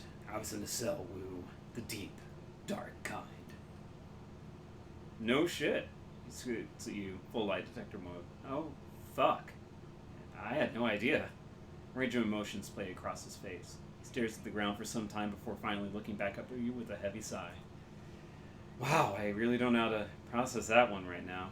I don't know. We're still alive tomorrow, and we can talk more. This shit is too much. We're marooned on this island, hunted by the cops. My partner is dead. Raymond is missing, and we're about to get our go see a crime lord about erasing our goddamn identities. As a bonus, our only allies are a pair of tiny criminals who would kill us if they could do so without having to deal with this. Rubs his head viciously. Listen, Pod, back in the barns, whenever I was out of control, you just handled the situation. Remember? With Carter gone, I'm just a raw nerve. Afraid I'm gonna slip back and people are gonna start getting hurt again. I got the lead, Duncan, just like I used to. He stares at you hard. like he's trying to see something inside your head. Then he checks his weapon, cocks and locks. Back to business. Good. Let's go meet that triad woman, get our damn sins burned. I want to rip off the bandage as fast as I can. Alright, well, first, we got more karma. And, yeah, the dodging didn't really help. So we're going to go ahead and, let's see. We'll do that. That's about as much as we'll go, I think. Let's see. We can't do much of that. So if we do want to have some ranged ability, we can do that. I think I want to get combat up to at least 5, though, before I do, well, yeah, it's probably better to have a little bit of range potential, and then if they get up close, do that. So yeah, we'll go ahead and pump that up. So there we go. Okay, alright. So we got that done. And let's head to... Wait, anything here? Nope, just that. Okay, just making sure. So we can go talk around with people. Hoya makes your boat city lashed onto the Kai-Tak riverfront like a parasite. Behind you, a massive snarl of dark, derelict high-rises dominates the horizon, the walled city. Cheer 100. So I haven't gotten that set up yet. I need to. There's a bunch of stuff I need to kind of try to get set up, because actually I did get, I think it's Twitch affiliate. Thank you. So I need to get that set up. I'll probably be doing that a little bit sometime, because with on my uncle in town tomorrow, I don't know how much we'll be doing together. So, well, take care. I'll be back tomorrow at 7 o'clock doing the next part of this. So, and I'll get this up on YouTube probably, hopefully by tonight or tomorrow, depending on how long it takes to download everything. So, bye. So we're going down. We're just gonna follow the golden arrow. We can talk to all these people, but basically, Gobbet and Isabel are right. No one knows us. They'll say, we don't recognize you. We're not going to talk to you. Get out of here. So, yeah. Mahjong Parlor. The Swift Winds Mahjong Parlor, filled with the stink of cigarette smoke, the incessant click-clack of mahjong tiles, and the grim faces of hardened gamblers. All right. Let's go to the golden thing. Come in. We have a lot to talk about. You can feel every eye in the room as you cross the mahjong parlor to the middle-aged woman sitting patiently at its end. The click-clack of ivory-colored tiles stops. Hands stray beneath tables, into jagged pockets, behind backs. The woman has the face of a prison guard and the demeanor of an inmate. Her salt and pepper hair is pulled into an iron-hard bun, and beneath it, 2 shiny black eyes offer nothing. Buttons sewn onto a doll. A nearly empty bottle of something foul rests on her mahjong table, nestled between a pair of dirty shot glasses. Tiny puddles of brown linger at their bottoms. Gobbet and Isabel stand on the other side of the table, heads lowered, shoulders slumped, hands clasped. They risk a frightened glance at you as you approach. Kenley Strung's voice is nasal and rusty mean. My little pair of fuck-ups here told me all about what happened on the docks. She dips the pinky into a shot glass, brings it to her mouth, removes it with a sharp... How 2 of my best runners had their heads put out. How you need protection, and how you need to get your identities right before you get your heads put out too. Potentially leading the heat to my front door, placing me and everyone in my employ in danger. She fingers the rim of her glass. So wise, so very, very wise. The young shaman's eyes never leave the floor. We're sorry, Auntie. We thought... Her black eyes flash. You mustn't speak until you're spoken to, Gobbet, dear. The smile turns mean. And since you are one short hair away from being dumped in the river, chained to Isabel's corpse, I suggest you let your new friends here do the talking for a while. Good thing I got charisma! Does that make sense to you, dear? Her trickle voice is back. Sweet, nasal, and grinding. Dark circles ring Gobbet's armpits. Yes, Auntie. Cheng inclines her head gently. Very good. You learn so quickly. We also learn so quickly. We remain silent until we are asked to be spoken. She pours another drink. Her cheeks are rosy, already flushed. Now, my darlings, I understand from little rat shit here that you came from Seattle to meet with my client, Mr. Black. Wu's jaw tightens at the word client. But before you could find him, the HKPF started spattering gray matter everywhere, and everything went to shit. And now you need your sins burned so you can disappear before you end up too. Is that right? Can you help us? We'll see, my dear. Why don't we start with you telling me who you are? Call me Slayne. Oh, you've already chosen a street name. How prescient of you. Ching looks at you approvingly. Slayne. That's a good name. Has real character. She flutters her eyelashes at you. Now what's your real name? I mean, you do want me to erase your identities, don't you, dear? I'll need to know who you are first. Pod. I do what needs doing. She rests her chin on her hand. I know the type. And how'd you become someone who does what needs doing, Pod?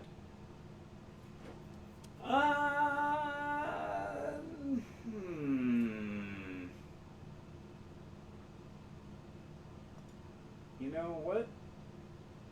I'm gonna go with the last one. Because I am customized.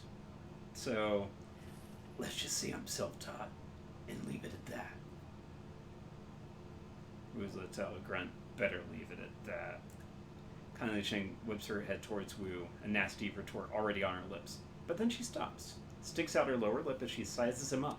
She turns to her lieutenant standing behind her, nodding her approval. Yeah, feels like lying ain't a good idea. Looks like the gun show is in town. What's your name, gun show? Wu's focus remains straight ahead. Duncan Wu. I'm a cop. Lone Star. I hear there were some fresh corpses found in the docks tonight. Smugglers, I believe. Didn't sound like the Hong Kong police when I heard about it. You're doing, Duncan Wu? Wu's eyes remain fixed on a spot behind her. He smolders. I identified myself as Lone Star, but they wouldn't stand down. They had weapons. It was self-defense. She puckers her lips at him. Her voice sings on. I don't care, sweetie. They weren't my people. But now I know you're a life-taker, Mr. Gun Show. You and your friend here. She begins arranging mahjong tiles on the table in front of her. But now I'm curious. Why were you meeting Raymond Black on docks tonight? I still want to say stroll, but yeah, I guess honesty with someone like this is best. Raymond Black is our foster father. That makes her pause. Ching lifts her bottle swill and eyes the label, connecting the dots in her own head. Interesting. A look of disgust passes over her face. Sorry, kids, but he was looking like shit when I saw him.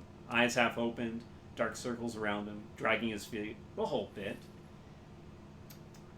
Your foster daddy was in a bad place. Sounds like he wasn't sleeping. Could be. From what he said, it sounded like he was having nightmares. He'd stop in the middle of a sentence and mutter something to himself. One time it was about the walls breathing or something, and another time it was about teeth, thousands of teeth. I remember him drifting off near the end of our meeting. It looked like he was off somewhere else in his head. He said I left prosperity in there. The Nightjar put his hand on Mr. Black's shoulder, asked him why he wanted to go into the walled city so badly. That seemed to bring him back. When your old man opened his eyes, they were full of tears. Then he muttered something else I couldn't make out. She pours herself another shot, tosses it back, and rubs her belly. Your daddy got really irritating after a while. How could you leave prosperity? Do you think prosperity could be a person? I have no fucking clue. She grabs the long, slim cigar from a pack on the mahjong table, lights it. Alright, let's get to it. She exhales smoke and points 2 fingers at you and Wu. You two need your sins burned and need them burned fast. Hong Kong dragons are bad news. When they roll in force. Armed personal carriers, heavy armor, heavy weapons, sorcerers, the whole thing. And they aren't coming to arrest you. She folds her arms across her chest. A thin scar bobs in her mouth as she speaks. The good news is I can help you. With a wave of my hand, I can have your sins disappear. Your sin numbers, not your literal sins. I'm no priest. Anyways, but you need to understand, my darlings, is that what you're asking for is not a simple request. Burning a sin isn't just deleting a number. It's wiping all reference to that number from all the world's largest databases. It's masking your mugshot in their facial recognition database so that the first camera you walk past doesn't bring them down on you like a ton of bricks. It's covering our fucking tracks so that the act of burning our sin doesn't lead them right to us. It requires contacts in numerous corporations and the UCAS government. Smoke rolls out of the Triad boss's nose. It requires someone like me. Therefore, I need to make a choice.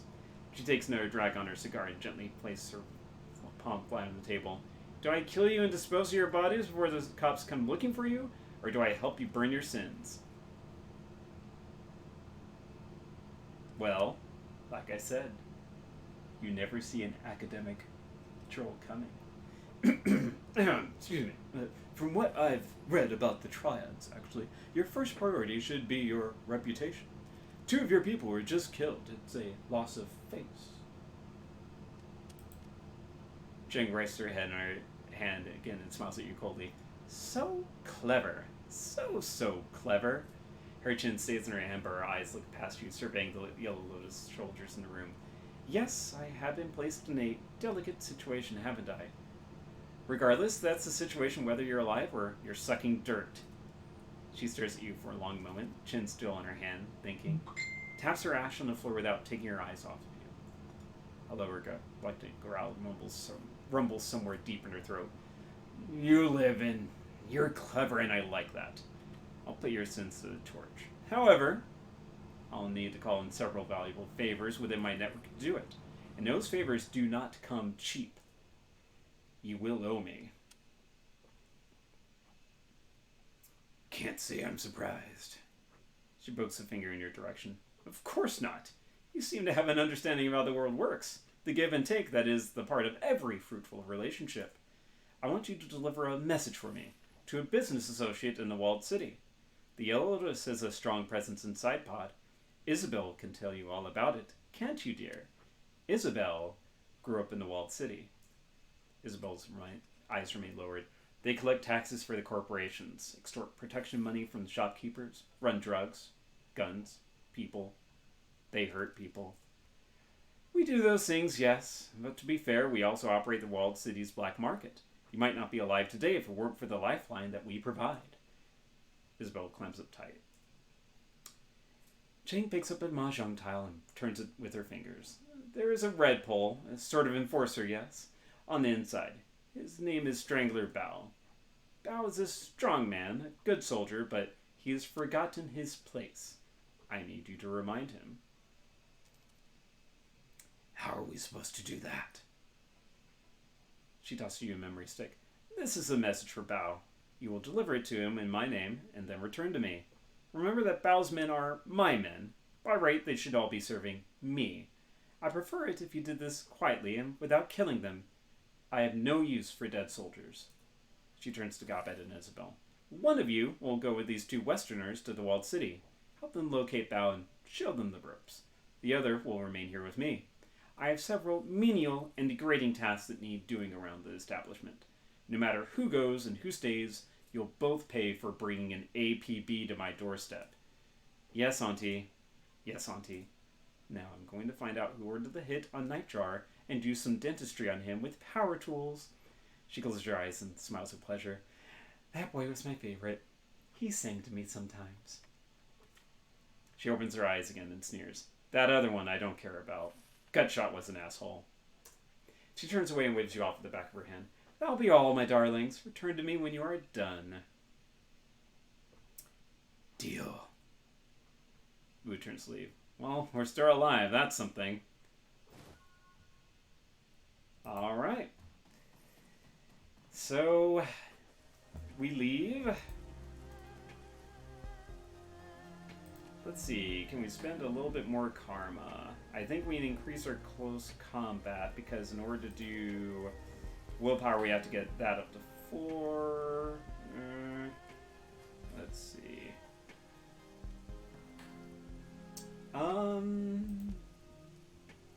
We could also do that. Or we could save up. I think we're going to save up for a little bit. Get a little bit of body in. Yeah. Alright. So let's see.